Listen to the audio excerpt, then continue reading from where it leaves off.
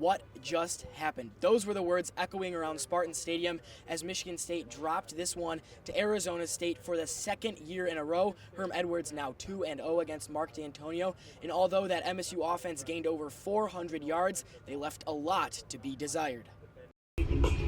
Welcome into DeMartin Stadium, everyone. Ian Gilmour here for Impact 89 Sports. Michigan State men's soccer getting ready to take on Notre Dame. The Fighting Irish sitting at number 21 in the country right now, led by Jack Lynn, who has 4 goals on the season already, and Notre Dame sits at 3-2-1. Michigan State, on the other hand, still looking for that elusive first win. They sit at 0-4-2 coming into this one. Hunter Morris is going to look to come up big again tonight for the Spartans. He's done well this season and has probably been the Spartans' brightest spot. He's going to look down to shut down Lynn, the potent goal scorer for Notre Dame thus far.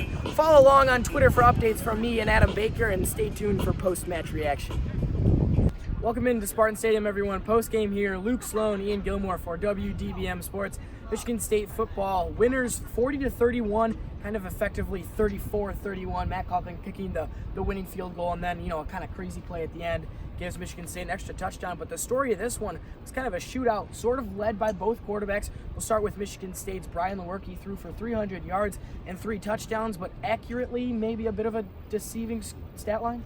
Vines hanging off of things, an iguana wandering around in there. A biodome, an entire tropical ecosystem on Michigan State's campus. Warmth in the snowy winter months in East Lansing. That's Philip Lamoureux's vision. 30 years of neuroscience and biophysics has led the project director here. The beginning stages of building and planning the MSU Biodome. The Student Greenhouse Project is a student initiative to build a tropical garden biodome on campus. The basic idea is to have a biodome which would be a half a football field sized tropical garden. The biodome would be unlike any other space on campus. Cross a bridge over a canyon, get on the other side, which would be on top of the study lounge. Studying under the stars, relaxing in the clutches of nature, clearing your mind next to a 14-foot waterfall just a minute's walk away from Breslin or from class. But this whole process didn't just start overnight. It began with a promise. And we finally got the Dean of the College of Ag and Natural Resources into a room with a lot of the Student Environmental Action Committee and a bunch of public support. And that was the big night we got the golden promise. That was a beautiful moment, and Fred Poston just leaped on it going, that's it! The students will design it and they'll build it and they'll raise all the money and they'll do all the work. Now, Philip isn't the only one excited for this grand opportunity to bring such a unique thing to campus. It's called the Student Greenhouse Project. Students are the most important part. It's going to have a bunch of plants and stuff in it. It's going to be nice for relaxing, doing homework. There might be like a little coffee shop or something in it. And, it's going to be a great place for people to go, enjoy nature, look at all the beautiful plants and hopefully frogs and such.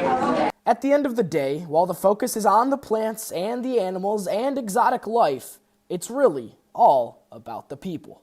In East Lansing, Ian Gilmour. It's late at night on the campus of Michigan State University. The sidewalk's empty, the cafe's closed. It's almost eerily silent.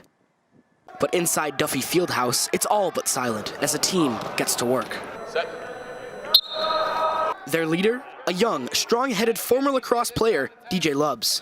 As a player, I've been labeled super intense. I think I'm pretty intense at times, but I'm at the same time laid back. Lubbs is no stranger to this program. He's been an assistant coach in recent years. But this season, he's made the switch from assistant coach to head coach. And right off the bat, he takes over a team that saw much success under former head coach Cam Holding, a team that looks to defend their MCLA national championship and get back to Salt Lake City. I'll teach my guys everything that I did, everything that I do, and everything that I like, and everything that's worked for me. I'll show them where it doesn't work. So Lubbs is taking some of the things he learned in his lacrosse career and trying to implement his playing and coaching style into this already talented team. Taking it one step at a time, beginning with the basics. If you see it, say something about it. It has to be done. That way we got everybody on the same page. Beginning with the basics was a factor that helped last year's team on their way to becoming the best MCLA team in the nation. With a large number of starters returning, members of last year's team feels Lubbs is leading them in the right direction. If we come out and play 60 minutes of Spartan lacrosse, there is no team that can hang with us. And easy is the one word to describe how this team's road to the national championship will not be this season. Coupled with being the defending champions, MSU has been ranked #1 in every poll released so far this season. Other teams want a piece of us, and they're going to bring us their best, so that means that we need to be better than their best every single game. So for now, they'll stay loud inside, all in preparation and hopes of making some noise outside come postseason time. In East Lansing, Ian Gilmour.